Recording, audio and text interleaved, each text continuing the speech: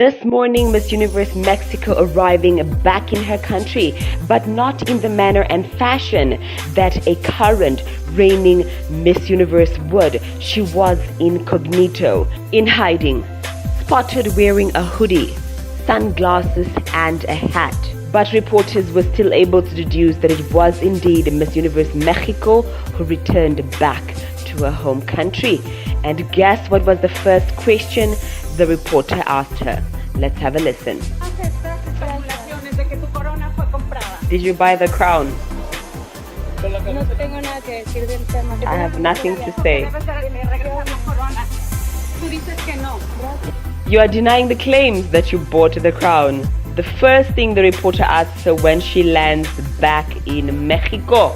She left the US, walked out of television station because she was being asked similar questions, just to arrive back in her home country, no welcome party, and the same question being asked of her the moment that she landed. Well guys, seeing as that there was no mariachi band to welcome Miss Universe Mexico, I will play one for her.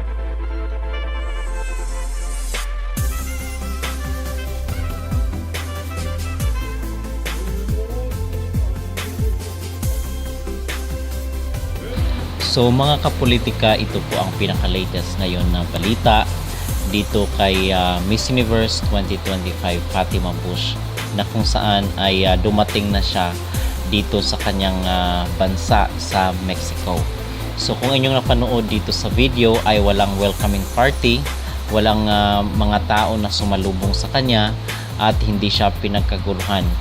In contrast doon sa mga normal na mga scene na makikita natin pag ang Miss Universe ay dumadating sa kailang bansa, na talagang sa airport pa lang ay doon na nakaantabay at naghihintay yung mga supporters, yung mga tao, yung mga kababayan niya, dahil excited na kinoronahan yung isa nilang kababayan dito sa isang once prestigious beauty contest na Miss Universe. So nakita nyo sa video na itong si Fatima ay naka-hoodie, parang tinatago niya yung kanyang sarili dahil sinusundan siya ng mga reporter na nagtatanong sa kanya patungkol dito sa controversial na Miss Universe 2025.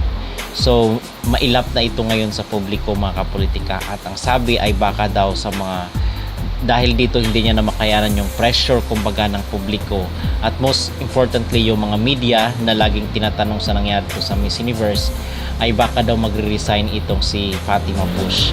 So yun mga kapolitika, kasi I believe na ito ay nakaka-stress rin sa kanyang side, magkakaroon ito ng emotional stress, at syempre maapektuhan din yung well-being niya. So baka sa mga sunod na araw hindi natin alam kung ano yung mga mangyayari, but everything is possible mga kapolitika, dahil nga dito sa issue pa rin kay Fatima Bush. At nakita nyo naman yung pagsunod sa kanya ng reporter ng Telemundo, ay talagang iwas na iwas itong si Fatima Bush, kasi marami nga ang mga naghahanap ng katotohanan dito sa nangyari sa Miss Universe 2025. So medyo nakakaawa mga kapolitika itong sitwasyon ni Fatima Bush, kasi mismong sarili niyang bansa ay medyo malamig yung pagtanggap sa kanya. Walang crowd, walang katao-tao. Instead, yung sumalubong sa kanya ay yung mga paparazzi na mga reporter na inuungkat yung kanyang iskandalo dito sa kakatapos lang na Miss Universe 2025 na ginanap sa Bangkok, Thailand.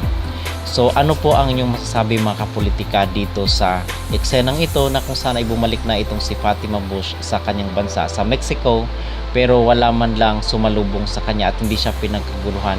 Kayo rin po ba ay naawa at nahabag dito sa sitwasyon ni Fatima, at dapat na ba siyang mag-resign? Mag-comment down below at huwag kalimutang mag-like at mag-subscribe na rin kayo para updated kayo sa ating mga latest issue.